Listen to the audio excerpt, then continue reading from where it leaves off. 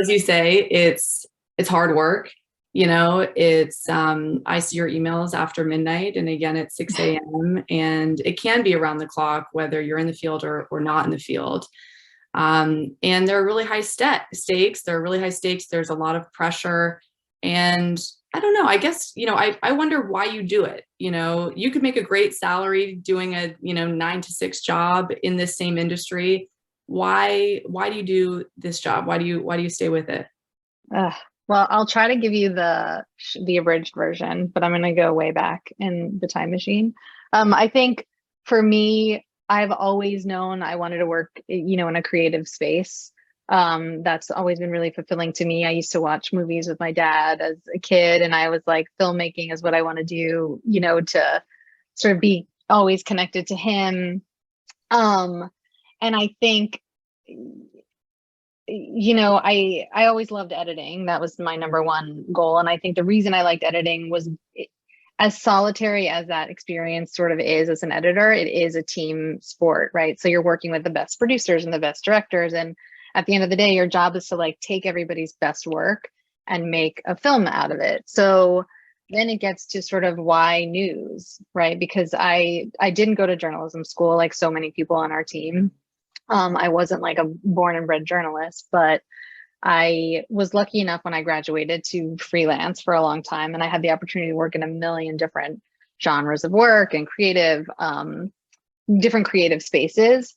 And then I landed at NBC News and I started working on stories. I worked on everything there from Saturday Night Live to Dateline to NBC News. And SNL, I didn't know that. That's a great fact. I'm going to bring that up on the morning call. It's a good factoid. Yeah, I did 3 seasons and I loved it. And it was super fun. But I started working with people like Ann Curry on the crisis in Darfur. And I worked with Brian Williams during Hurricane Katrina, which is where I met another colleague of ours, Sabrata, where we started working together. And it all sort of clicked for me in working on those stories. And I think the reason why, when I really dig deep and think about that, is because I think you know this already, but my grandparents are all Holocaust survivors. And with one exception, they were all the only survivors of their entire extended families. My parents were refugees. They were born in DP camps. I'm first generation American. So when we're working on these stories about people in these similar situations to what I've always known growing up, and having the ability to tell these stories in the way that we tell them, it is so deeply meaningful to me to work on this particular type of storytelling. So even though that's not necessarily where my path started, the fact that this is what I do now and the fact that we're doing these stories that we do, I feel this personal sense of pride that I'm doing it for my family and making them proud of, knowing that I'm giving voice or helping to give voice along with the rest of the team to, people that were in similar situations.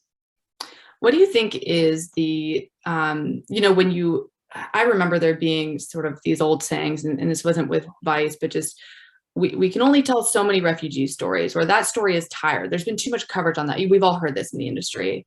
Mm-hmm. Why do you think it's important we're years into this sort of like global refugee story, more refugees than we've seen since World War II. Why is it important to stay with these stories? And even if there has been a version of them told, countless times by every other outlet, why do we have to continue finding those people and telling these stories? Most recently with Ukraine. It really upsets me when I hear that from people, and I have heard it too with a lot of stories. It's like, oh, we've done that a million times. I think every single one of these stories is important. Every single one of these people are important. Every single one of these are people's lives. These are it's like generations of people that are impacted by these crises. And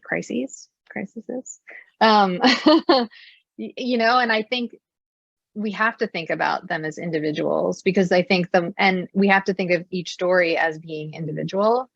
in order for enough humanity to come to these situations, for changes to actually happen, and for aid to come, aid to be,